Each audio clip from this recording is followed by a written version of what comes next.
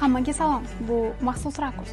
O'tgan haftada Prezident Shavkat Mirziyoyevning kun tartibida xalqaro hamkorlikni kengaytirish masalalari alohida o'rin tutdi. 12 may kuni davlatimiz rahbari Braziliya tashqi ishlar vaziri Mauro Vieirani qabul qilgani O'zbekiston-Braziliya munosabatlari tarixidagi muhim voqea bo'ldi. Uchrashuvda ikki tomonlama hamkorlikni sifat jihatidan yangi bosqichga olib chiqish muhimligi qayd etildi.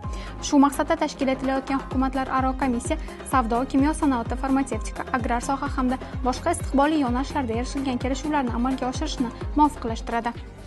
Xalqaro muloqot 13 may kuni O'zbekiston energetika haftaligi 2026 forumida ishtirok etish uchun mamlakatimizga kelgan Sokar hamda British Petroleum kompaniyalari bilan uchrashuvda davom etdi. Ustyurt platosidagi konlarni birgalikda o'zlashtirish maqsadida Sokarning O'zbekistondagi vakolatxonasini ochish haqidagi qaror muhim natija sifatida qayd etildi. Mazkur loyihaga Britaniyaning BR kompaniyasi qo'shilgani ham yuqori baholandi.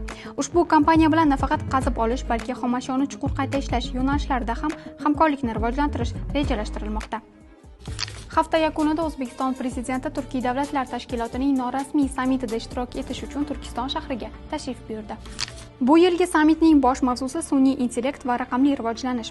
Davlatimiz rahbari o'z nutqida Turkiy dunyo integratsiyasi uzoq muddatli strategik masala ekanini ta'kidlab, raqamli Turkiy koridor konsepsiyasini ishlab chiqish, Toshkentda Turkiy davlatlar tashkilotiga a'zo davlatlarning texnologiyalar forumini o'tkazish hamda kiber xavfsizlik bo'yicha Turkiy alyansni tuzishni taklif qildi.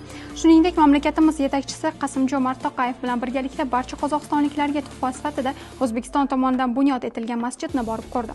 Delegatsiyalar rahbarlari bilan Turkiston tarixiy madaniy obyektlar bilan ham tanishdi. O'zbekiston rahbari sammit doirasida Recep Tayyip Erdo'g'an hamda Sadir Japarov bilan ham uchrashuvlar o'tkazdi.